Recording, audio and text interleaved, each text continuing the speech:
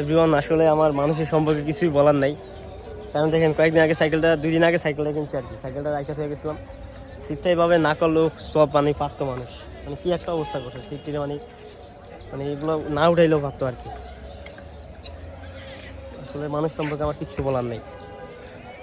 আল্লাহ কি মনুষ্যত্ব দিছে কিনা আল্লাহ জানে। যাই হোক ভাই, দেখেন যা করছেন, আর আগামীতে মানুষ এটা কিছু করেন না। দেখেন হয়তো শখের জিনিস হয়তো আপনার দ্বারা তো তুচ্ছ মনে হয়েছে, বাট যার জিনিস সেই বুঝে যে আসলে কতটা কষ্ট।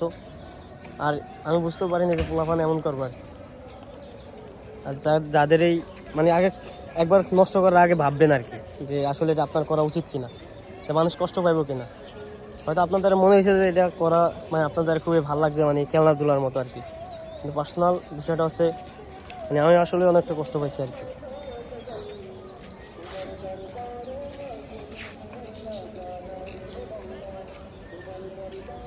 আসলে মানুষ এমনটা না করলেও পারে। দেখেন কি একটা অবস্থা।